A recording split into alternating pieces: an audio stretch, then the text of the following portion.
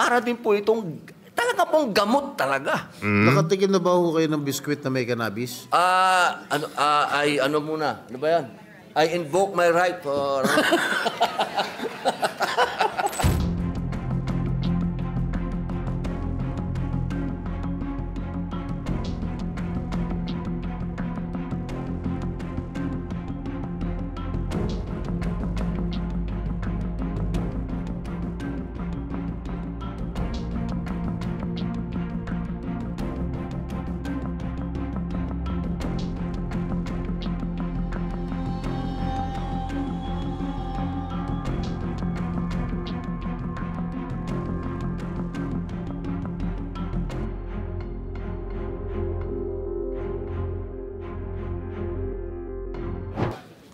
Mr. President, I move that we resume consideration of Senate Bill number 2573 under Committee Report number 210.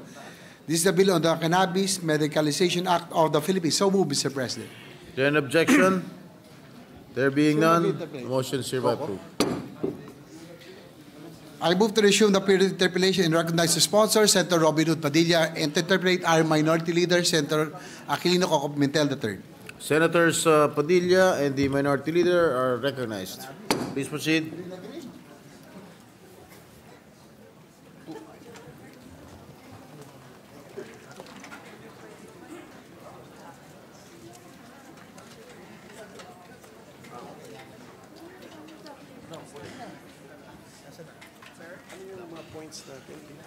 Ito, yung may mga proposed questions na po, sir.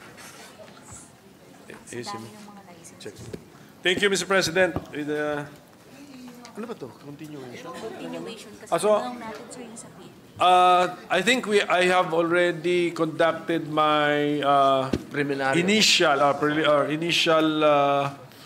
interpellation on this measure maybe a couple of years ago.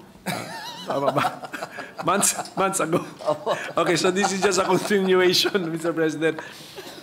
Okay, klaruhin po natin. This is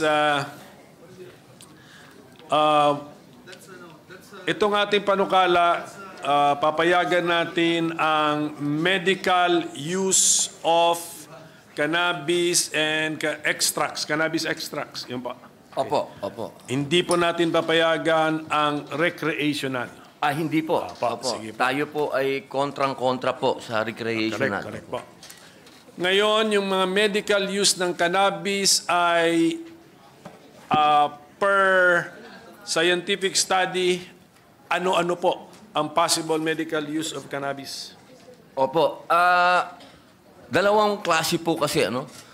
Gusto ko pong maging malinaw po sa ating mga kababayan na ang cannabis po ay meron po itong dalawang masasabi po natin laman. Opo, ito po yung tinatawag natin na CBD at yung THC. Ito po. Yung CBD, marami po itong pinagagamitan. Halos sa lahat po. Basta meron kang tinatawag na pagmamaga sa katawan mo.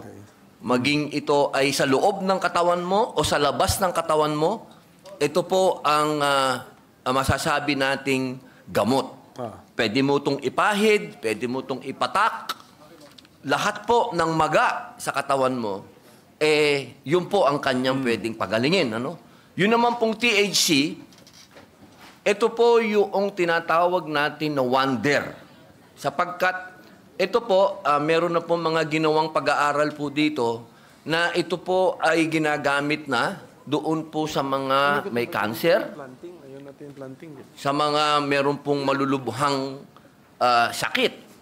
Ito pong paggamit ng medical cannabis, kung atin pong pag-aaralan pa, yung mga progresibong bansa po, ito po kanila na po itong talagang pinapractice. Kung pag-uusapan po kung evidence-based po, ito po talagang ginagamit na po ito sa mga cancer patients. At alam niyo po, Ginoong Pangulo, ito pong medical cannabis, kayang-kayang ma-afford ng ating mga kababayan. Alternative medicine po ito. ito po yung halimbawa, kung ikaw po ay may cancer, pagkatapos mong ma-chemotherapy ka, hindi ka makakain, hinang-hina ka, hindi ka makatulog, diyan po pumapasok ang cannabis. Marami pong mga pag-aaral na nakita po nila, no, na itong mga cancer patients, kapag gumamit po ng cannabis, sila po ay nakakatulog, sila po ay nakakakain. Opo. Ganon din po nung nangyari po ito sa California, Ginoong Pangulo, noong panahon po ng kasagsagan ng AIDS po, ano? Meron po silang nakitang isang grupo na bakit itong mga may AIDS na ito, hindi sila namamatay kaagad, hindi po sila pumapangit, hindi sila namamayat. Kaya tinanong po sila kung anong ginagamit nila. Ang sinabi po nila, cannabis. Kasi sila daw po ay nakakakain at nakakatulog. Kasi yun daw po din ang epekto ng AIDS. Ano? Kapag may AIDS ka, hindi ka rin makakain, hindi ka rin makatulog. So lahat po ng mga tinatawag po ng mga grabing sakit, ay ito na po talaga ang ibinibigay, yung cannabis po. So, lahat po nung ibinahagi sa atin ng ating sponsor, lahat po ba yun ay mababack-upan natin ng isang study na peer-reviewed study? Yung pumasa na sa mga standards ng international level na hindi ka lang basta-basta nagpapublish, rini-review ka ng mga dalubhasa din sa parehas na topic eh. So, kaya po yon? Kaya? So, panglaban sa pamamaga, inflammation, ang medical cannabis, we have we can support that with a scientific study na peer-reviewed. Tama po? Opo. Yung benepisyo ng medical cannabis sa cancer, ano ba isa? Mga malubhang sakit. Marami po. Epilepsy? Pati kasama? Epilepsy po. Epilepsy, Autism, dementia. Okay, autism. Opo, neurology, infectious diseases, neuropathic pain, gastroenterology, oncology. Ito po lahat nito, Ginoong Pangulo, ang binabanggit ko po. Alam naman po natin na ang bansang Israel at ang bansang Canada at ang bansang Amerika po, no? Masabi ko lang di po Amerika, kahit nasa federal, hindi pa po sila approve, ano? Pero ginagamit na po nila yung medical cannabis din po, ano? Ang hindi po kasi approve sa Amerika, yung pong sa mga state yung recreational. Opo. Pero yung medical po, yan po ay katanggap-tanggap na po yan. Opo. Lahat po yan, evidence-based na po yan, may science na po yan. Katunayan po, ito pong mga research, ito po, no, Cannabis for Pediatric Epilepsy, National Library of Medicine. Ito po ay yung January 2020. Ito din po yung isa, Medical Cannabis for Children, Evidence and Recommendations, Canadian Pediatric Society. Ito po. At dito din po sinabi, no, use of cannabis and other pain treatments among adults with chronic pain in U.S. states with medical cannabis programs. Ito din po, no, the health effects of cannabis and cannabinoids, National Academies of Science, Engineering and Medicine, Washington, D.C. At meron din pong Toward Medical Cannabis Education in Israel, National Institute of Health, Israel. Lahat po ito, mga aking Ginoong Pangulo, lahat po ito ay nagsagawa ng kanilang research po at studies. So, kung meron po nakikinig sa atin ngayon na gustong ma-access yung mga studies na yan, para i-check niya mismo sa sarili niya, babasahin niya. Ito po ba ay hawak na ng ating committee? Kaya nilang mahingi yan sa ating committee? Opo, Ginoong Pangulo, katunayan po, nakailang beses na po kami nag-imbita ng mga doktor po galing sa ibang bansa at meron po sila talagang mga research po, na research-based. Handa po kami na i-furnish po sila lahat niyan. Opo. So, sa kaalaman ng ating sponsor, ilang bansa na ang pinapayagan nila ang medical use of cannabis and cannabis extracts? Mga ilang bansa na po yan? Okay. Sa ngayon po, 70 bansa na po sa buong mundo ang nag-legal po ng ilang anyo ng cannabis, medical cannabis po. At 50 bansa naman po noong tumaas po ito. Dati po 50, naging 70 na 70 po. po? Okay, sige. Opo. 70. Sa pagkakalam ko, more than 190 ang members ng United Nations eh. Opo. So kung makikita natin, minority pa rin, 70. Ano kayang alam nung 120 other nations na hindi nag-adopt ng medical cannabis?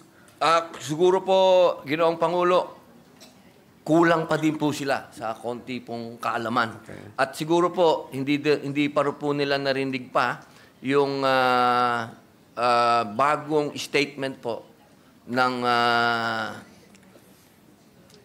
United Nation po na iniiba po yung schedule po ng cannabis. Opo, dati po kasi talagang ito po ay sinasabi nilang bawal.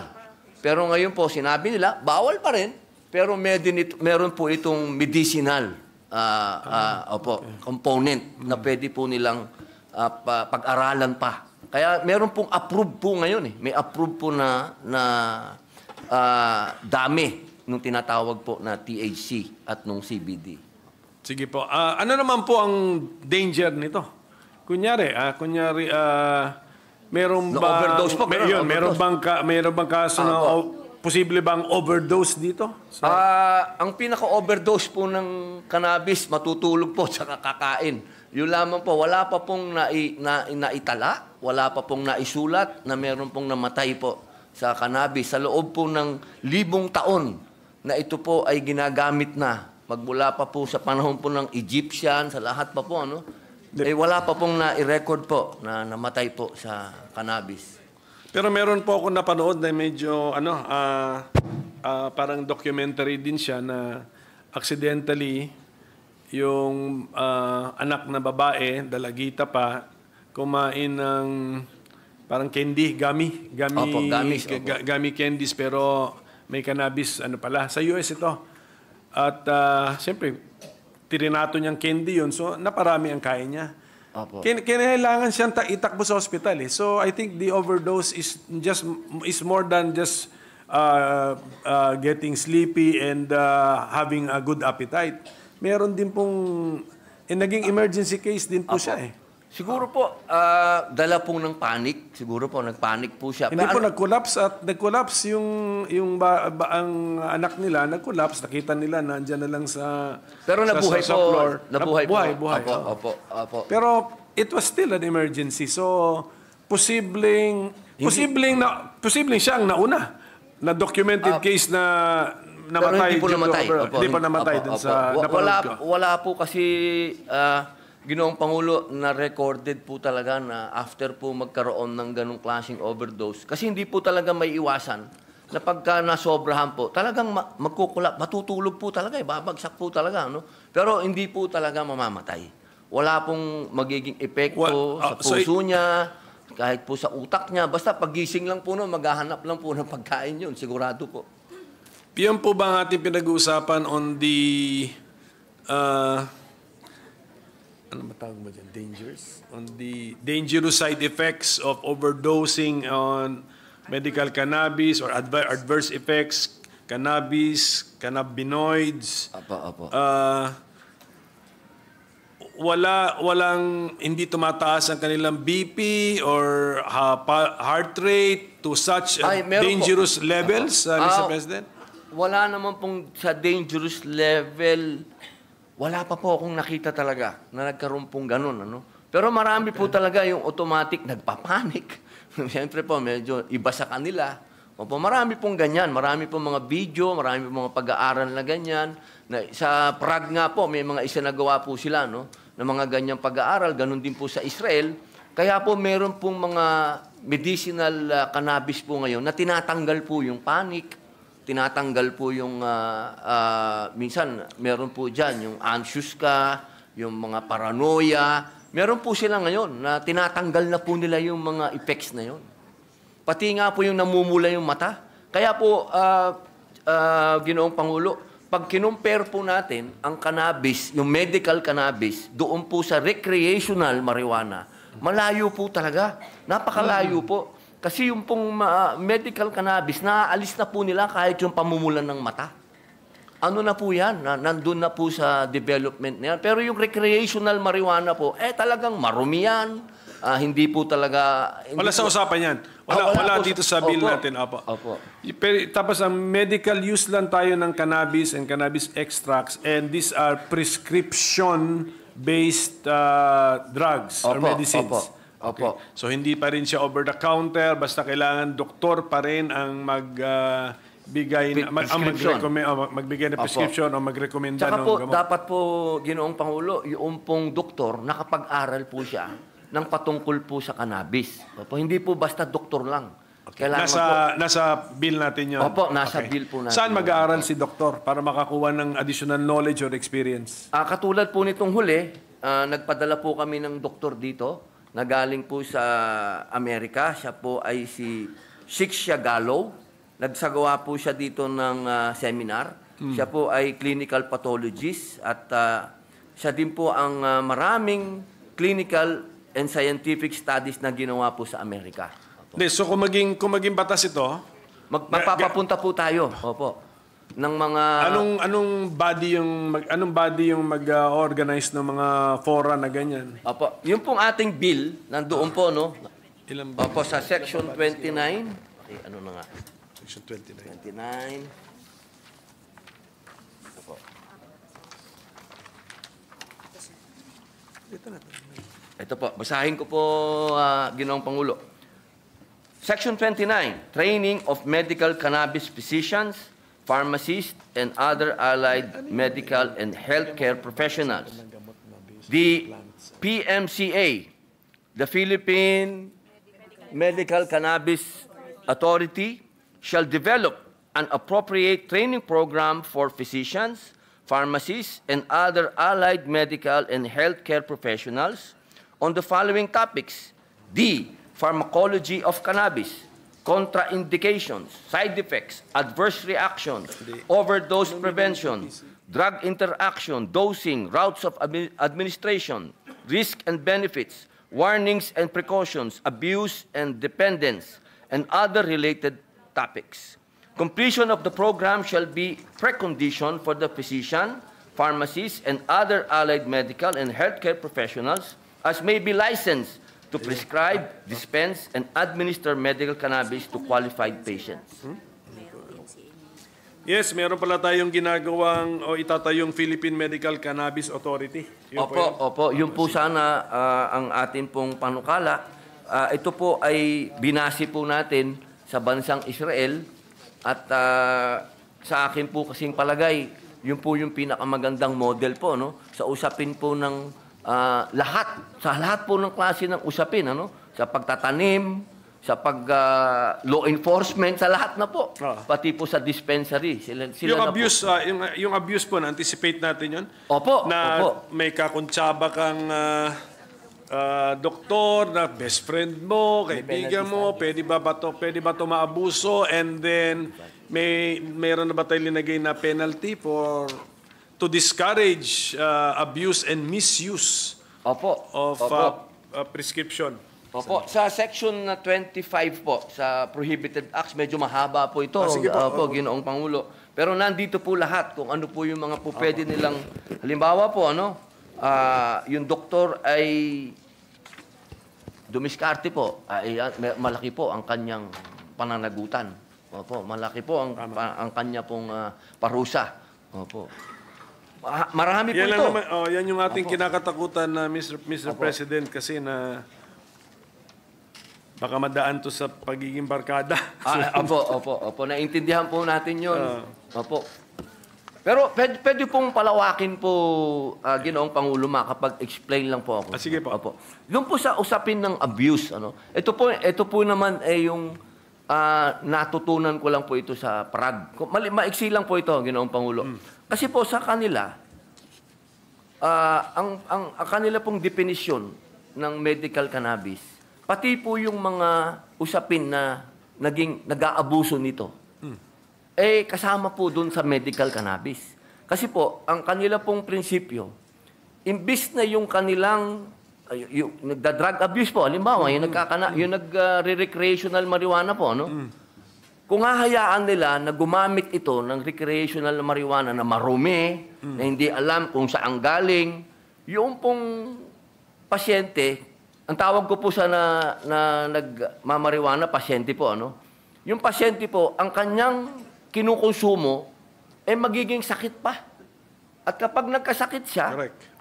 problema pa ng Estado. Correct. So sa Prague po, ang kanila, pagka meron silang alam na itong taong ito, may problema siya ganun, ginagamot po nila sa pamamagitan po ng medical cannabis. Para po yung tao ay unti-unting magbago, unti-unting mawala doon sa pang-aabuso at malinis yung kanyang nakukuha. Kasi ang importante po dito, malinis. Ito pong medical cannabis kasi, pharma grade po siya, pharma grade. With the permission of the Minority Leader, nais ko lang pong magtanong isang katanungan lang Ginoong Senador Padilla. Sinabi niyo po yung recreational marijuana ay marumi. Opo.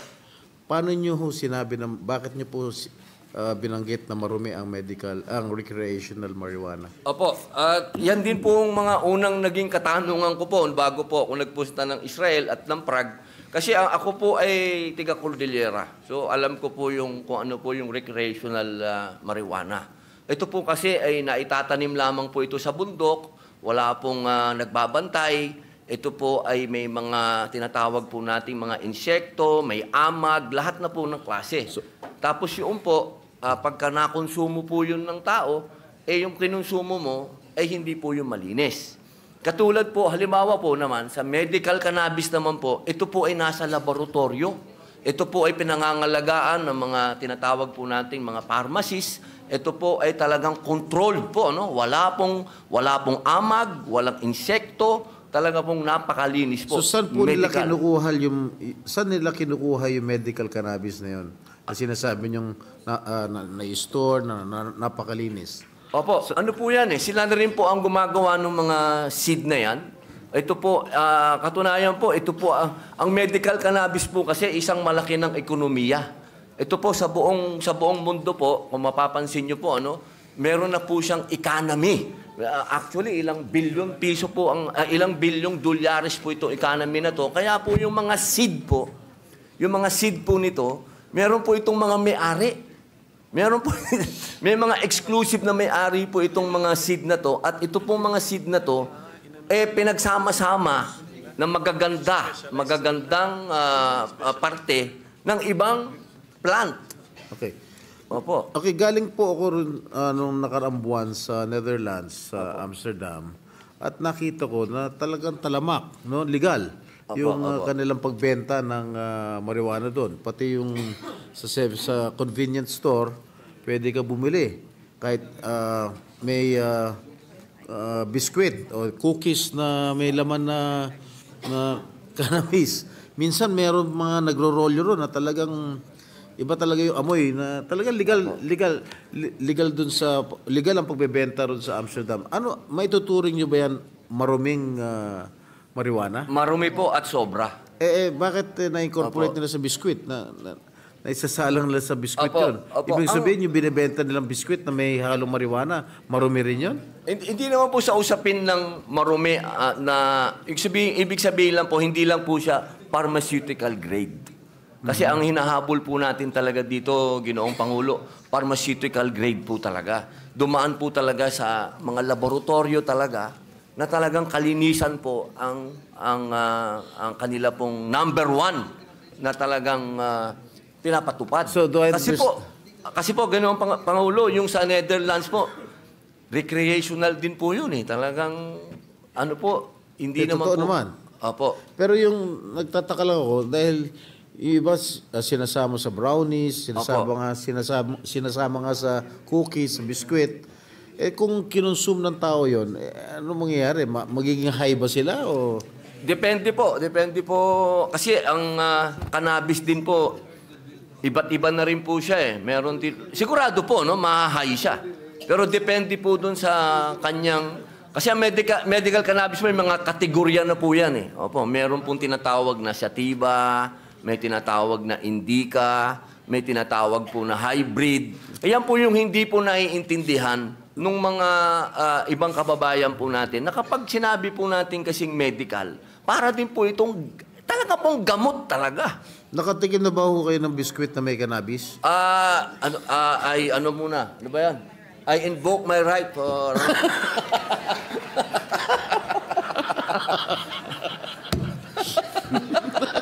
Nirerespeto ko po ang Opo, sigot. opo.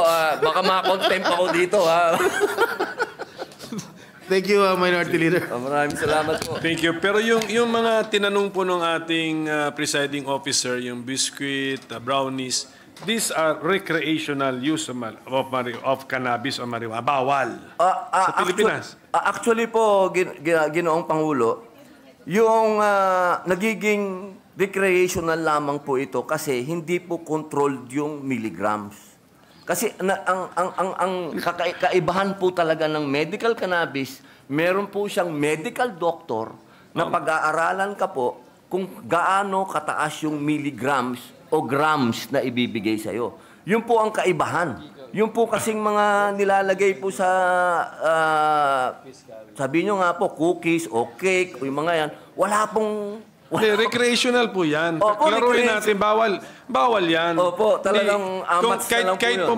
Kahit pumasa itong panukalang ito, we will never see na may bake shop dyan, na may... Ay, bawal po, bawal po. Yes, Bawal po. Yung recreational po, kahit hindi siya sinisigarilyo, hindi siya inismoke, bawal. Yung kasi recreational yun, okay? Opo. At saka ito po medical cannabis, yung final product ay dapat FDA approved pa rin. Okay po. Pasaklaro po lahat yun. Opo. Ang problema po, meron din po kami na research kasi na mga adverse side effects or mga dapat katakutan din natin na mga long-term effect na hindi ba to, kasi yung binanggit po nating sponsor na tinutulungan nila sa Prague yung mga na-addict sa marijuana, so therefore addictive siya. Hindi po. Hindi ba, hindi ba nakakatakot yun? Ginagamit po siya to cure. Kasi halimbawa po, hindi lang po sa na-addict po. Kung saan po na-addict, halimbawa na-addict po sa opium o sa mga sa opioids, sa alcohol. Ay, ito na po talaga yung kanilang pang-treatment. Okay, treatment to... Kasi wala po siyang to stop Wala or po cure siyang- the addiction, the so-called... Opo, wala But po. was there also an addiction to marijuana use? Wala po akong sa akin pong sa akin pong matagal na pag-aaral ng patungkol sa cannabis. Wala pa po akong nakilala na masasabing naging addict sa cannabis. Sa alak po, marami akong nakita. Ang meaning ng addict talagang yung Talamak hindi po, na niya makontrol yung desire niya o nanginginig na siya, hindi na siya makafunction ng normal dahil kailangan niyang makakonsumo. Opo. So, Wala po kayong na-meet. Wala pa po ako. Or lahat ng na-meet yung nag-invoke ng right against self-incrimination. Ayun ba? Hindi po. Karamihan po. Hindi naman po. Ginoong Pangulo, kahit po sa mga rehab po, kahit po sa mga rehabilitation center, hindi po kailanman naging issue ang marijuana. Ang laging issue is shabu, alak eh. Sige. Opo. Sige po, posible din ba, meron kasing may nagsasabi pwede rin dahil sa long-term use, maybe kahit recreational or kahit medicinal, pwede rin magkaroon ng cognitive impairment. Ibig sabihin nun yung siguro, mas madalas ka na makalimot, yung memory mo, nababawasan na, yung alertness mo. Pwede pong mangyari din po talaga yun. Pwede din po. Sabi po ng mga experts natin dito, pwede daw pong mangyari yun. Okay. Pero kung ang isang medical cannabis patient po ay sumusunod sa doktor niya at ginagawa niya po lahat yung inuutos ng doktor niya, imposible pong magkaroon siya ng ganong diferensya. Ano? Apa. Yung mga pwede pong magkaroon ng ganon, yun po yung mga walang disiplina at hindi po sumunod sa doktor nila. Sige po, Mr. President. So, yun lang ang kailangan natin bantayan, yung abuse. I think, ilang bodies ang kailangan natin makreate para masiguro nating hindi maabuso yung sistema. So, we have already the PMCA, ano pa? Dito po sa ating pong panukala, sa ilalim po nung, isa lang po siya, Section 5, Philippine Medical Cannabis Authority. Pero siya po, under supervision din po siya ng DOH po. Parang sa Israel po, nung pumunta kami sa Israel, ang una pong sumalubong sa amin, yung Department of Health po nila, tsaka po kami pinakilala doon sa kanilang Cannabis Authority. Opo. Parang ganun din po, Ginoong Pangulo. Meron pa pong Medical Cannabis Advisory Committee. So, Opo. So hindi ba tayo masyado nang magagastusan sa budget sa dami ng ating mga ginagawang mga institusyon para lang masiguro natin na hindi naabuso ang paggamit ng cannabis and cannabis extracts? Opo. Sa totoo lang po, aminin ko po sa inyo, Ginoong Pangulo, ako po ang naglalagay ng safeguard po dito. Dahil ayoko po talagang ito ay maabuso. At patungkol naman po sa kung ito po ay magdadagdag ng gastos, gusto ko pong ipaalam sa ating chairman at sa ating pong Ginoong Pangulo na ang cannabis po sa buong daigdig na nagbibigay po ng pahintulot sa medical cannabis, hindi po ito kailanman nagbigay ng additional na gastos sa gobyerno. Ito po ay nagbibigay pa ng tinatawag po nating return of investment. Ito po, nagkakaroon po ito ng... Ito po, katunayan po, itong kapitbahay po natin na Thailand, kumikita na po rito, no? Talagang sila nga lang po ay recreational. Pero ngayon po, unti-unti silang bumabalik at pumupunta sa medical. Pero doon po sa huling report nila, ang laki po ng revenue ng medical cannabis. Ginamit niyo po ang Thailand as an example. So sa Thailand ngayon, allowed ang medical and recreational. Opo, pero umaatras na sila sa recreational. Na po sila ng recreational. Hindi sila umaatras sa medical? Hindi po sila umaatras sa medical. Opo. Again, with the permission of the Minority Leader, Senator Padilla, ano ba yung mga sense ng karamihan ng mga doktor natin dito sa Pilipinas? Sila ba ay pumapayag dito sa medical cannabis o karamihan sa ating mga doktor ay hindi pumapayag? Wala po akong nakausap pa na doktor na hindi po siya naniwala sa aking sinasabi kapag nakausap ko na po. Okay. Yung mga hindi po natin nakakausap at hindi po nakakarating sa kanila, yung mga magagandang balita patungkol sa medical cannabis, talaga pong sarado. At lagi ko naman pong sinasabi sa kanila, Ginoong Pangulo, ganito lamang yan Pinapayagan natin yung fentanyl, pinapayagan nyo yung demerol, pinapayagan nyo lahat yung matitinding droga na yan, pero itong medical cannabis, ayaw yung payagan. Yun lang pong lagi kong sinasabi. Meron na ba ho kayong mga nakausap na doktor at nakumbinse na pumayag dito sa medical cannabis? Ay, marami na po. Ito pong nakaraan naming seminar, ilang doktor yun? 40 po. Nung nakaraan pong nag-seminar po dito, yung doktor po namin, na expert na galing po sa US, 40 po na doktor ang nag-seminar. At marami pa pong nag-a-apply. Sige, maraming salamat. Okay po, Mr. President, yun din yung tanong ko na si FDA ba, nagbigay ba ng position paper or hindi ba mahalaga ang position paper ni FDA or si PMA ba, Philippine Medical Association and the other doctors associations, nagbigay ba ng mga position paper? Ang sa pagkakaalam kasi ng aking opisina, paghingian natin ng position paper ang mga medical doctors associations, negative. Opo. Tama po ba? Inaasahan po natin yun. Inaasahan Tama po. po ba? Opo. Inaasahan po natin. Opo. Hindi ba mga dalubhasa din sila sa field ng effect of medicines to the patients? So, Ako po'y gumagalang sa opinion po ng ating mga ang sinasabi niyo po yung Philippine Medical Association. Opo. Against sila, for the record. Opo, opo. Against. Meron pong iba, hati po hati. Hati. Yung pong patungkol po kanina, excuse lang po, 1 minute suspension lang po.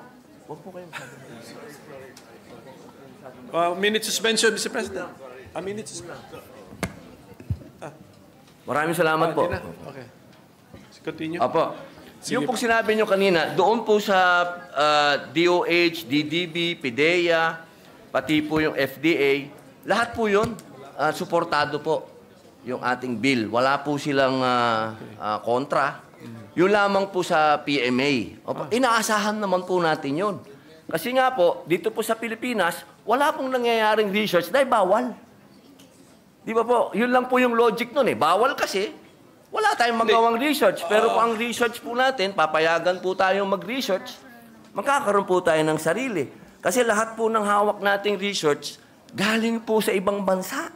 Pero yung na-access po ng ating sponsor and even the author ng mga studies, na-access din po yan ng ating mga doktor. And yet they are unconvinced. Opo, yun So, po ang how do we explain that, Mr. President? Ang karamihan po sa kanila, ang sinasabi, wala po tayong sariling research.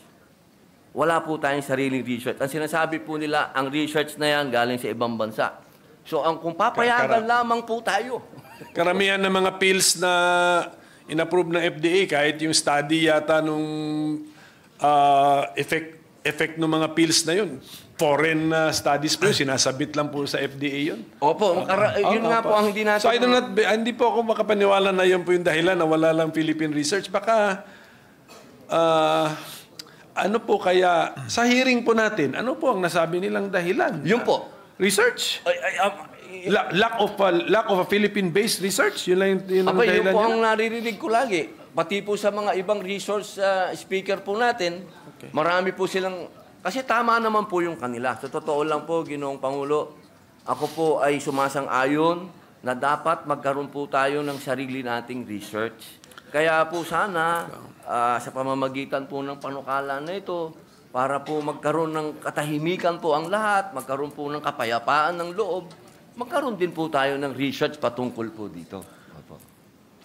Kung magre-research ba ngayon using, siyempre, cannabis extracts, takot ang institution na nagre-research kasi bawal. Opo. Dito lang po sa tabi ko. Kailangan muna itong batas na ito even before that research to be done. Pero ang batas na ito kasi legalizes already the use of medical cannabis. So, parang pointless. Pwede po, sarili po nating research para po makumbinsi po natin. Kaya nga, ang posisyon po ba ng ating sponsor ay walang maka-research na Philippine-based research, Philippine subjects siguro, Philippine-based subjects on medical cannabis, cannabinoids, cannabis extracts. Kasi kung wala itong batas na ito, bawal yung mga raw materials na ginagamit nila. Pero itong batas na ito allows already the use of medical cannabis, making that research practically pointless. Kasi po, ang pinupunto ko po, Ginoong Pangulo, yung po kasing posisyon ng mga hindi po sumasang-ayon. Kailangan po silang ma-at peace. Ma-at peace po. Ma-at peace lang sila kung magkakaroon po ng research na tayo po ang gumawa. Kasi meron po namang mga... Okay, Apo.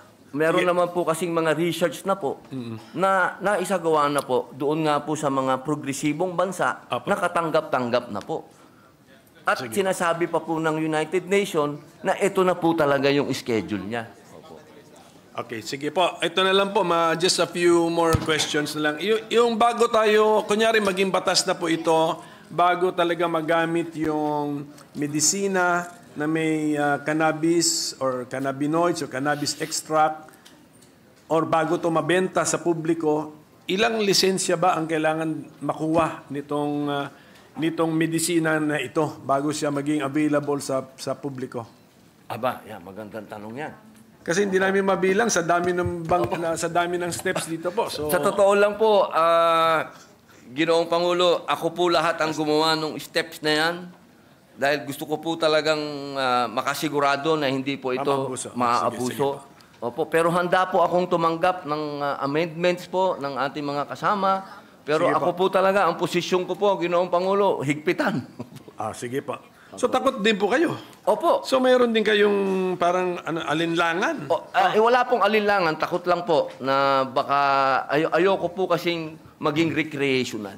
Yun lang po ang takot ko. Ayoko pong maging ang daan, ang bill na to maging daan para ang Klaro. iba ay gawing recreational ito. Ayoko po. Klaro po tayo, hindi wala sa ating interpellation hindi sakop ang recreational. Opo. So ito po, last issue ko na lang, Mr. President.